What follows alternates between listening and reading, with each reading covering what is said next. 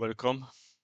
Today we are going to discuss one interesting topic in philosophy of religion. Our topic, the concept of God. In order to analyze this topic, we have distinguished several questions. Question 1, what do you mean by God? Question 2, proper name or title. It is logical analysis of the concepts.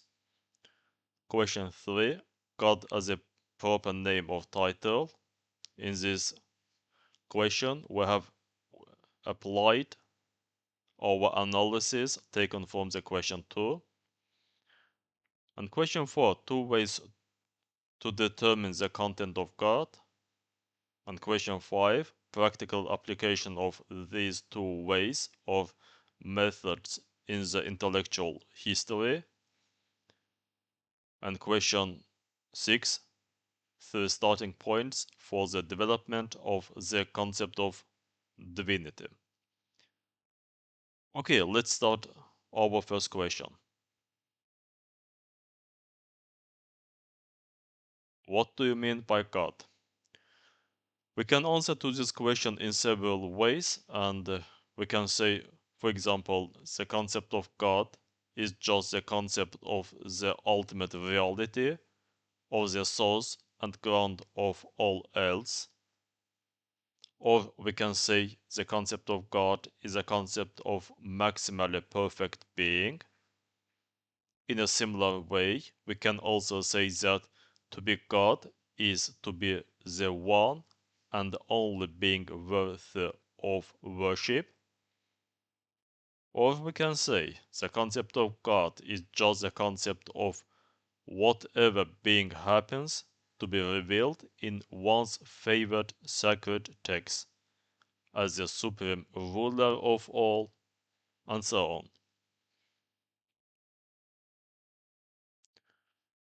And on the basis of these answers, we can analyze the concept of God as a proper name or title.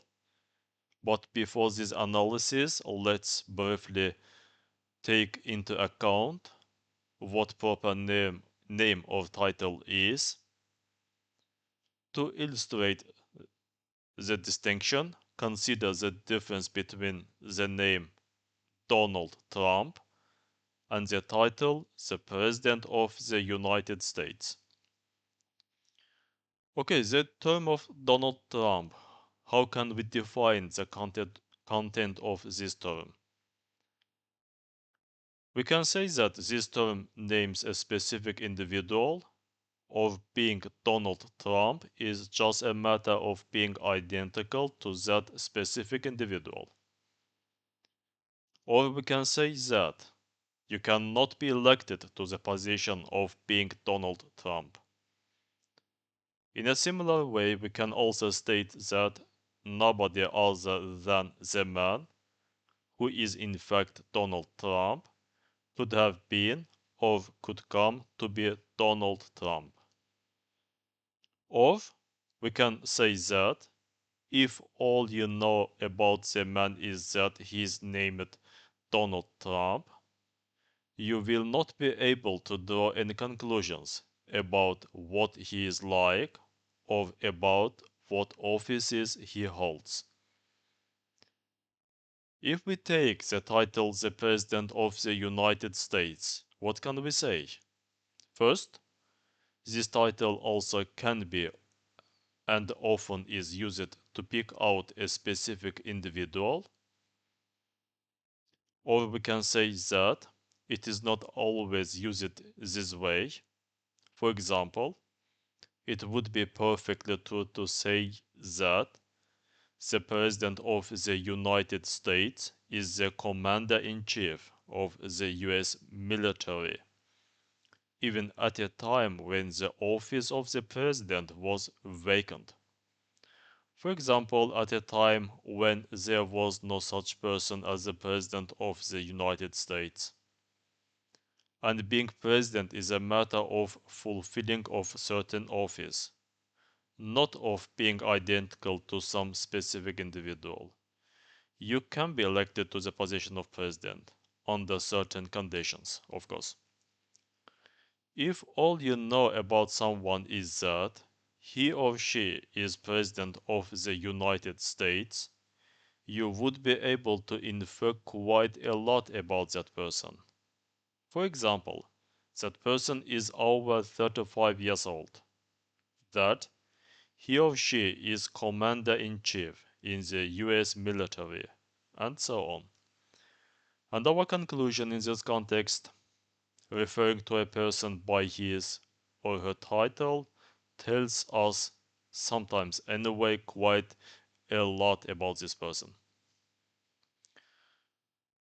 And how can we use this knowledge in the context of God? We can take God as a proper name. In this context, God can be compared with Donald Trump. Here we don't say that Donald Trump is a god. We only take two concepts, and on the basis of the similarities, we can infer some knowledge about the content of God. And in the second context, we can take God as a title and compare two concepts, God and the President of the United States. Again, we don't mean that the President of the United States is God.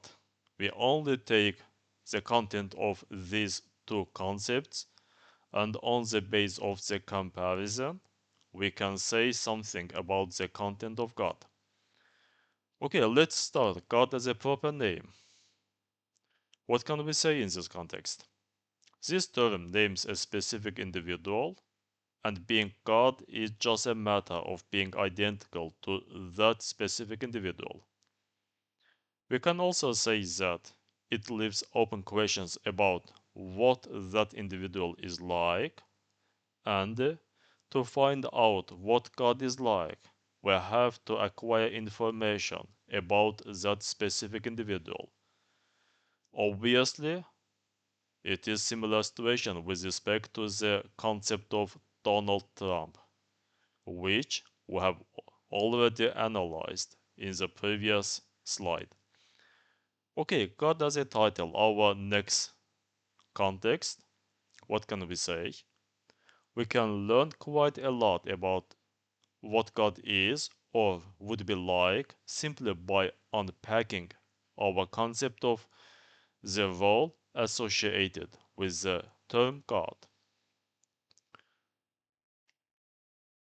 And if we generalize all the information which we have analyzed so far, we can say that there are two ways to determine the content of God. Our first way is posteriori way. Our second way is a priori way. Okay, let's start with the first way. What can we say? We can say that it begins with the data that people believe put them in direct contact with the individual referred to by the name God. In other words, it begins with data coming from revealed texts such as Bible or Quran, and religious experience, mediums or prophets, and the like. And it then builds the concept of God out of those data. Just as you might develop your concept of Donald Trump out of data gathered from a written biography, videotapes of speeches, and interviews, and so on. Our second way, a priori way, it begins with some basic characteristics, property or feature that people take to belong to anyone or anything that might count as God.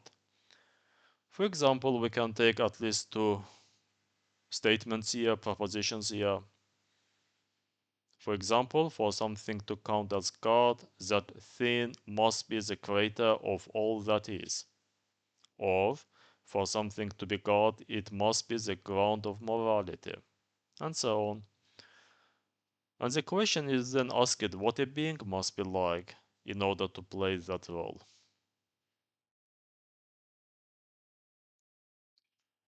And our next slide is about practical applications of these two ways of methods in the history of philosophy of religion.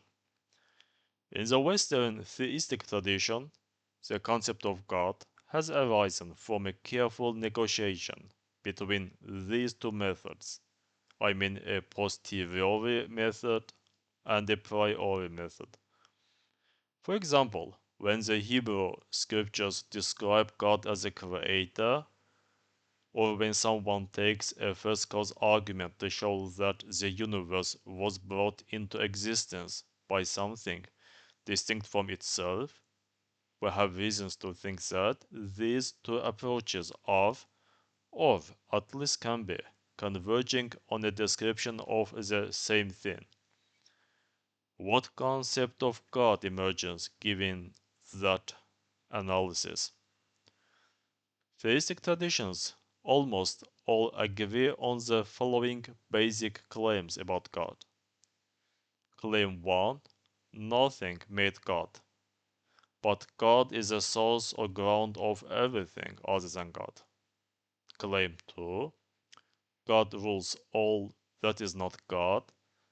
And our last but not least claim is about the God's content as the most perfect being.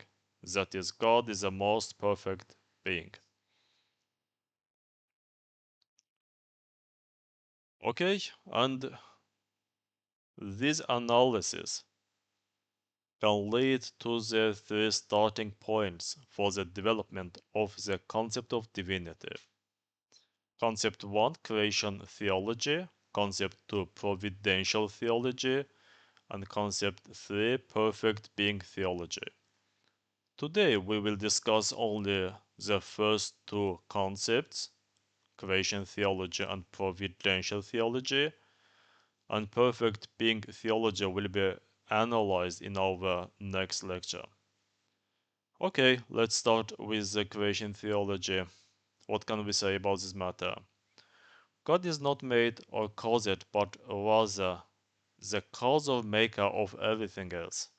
In other words, God is a being with causal power. And if created universe exhibits signs that its cause was a rational agent, we can say that God is a being with intelligence or rationality. And let's move to the providential theology. What can we say? God is a supreme among all existing things because God rules over and superintends those things.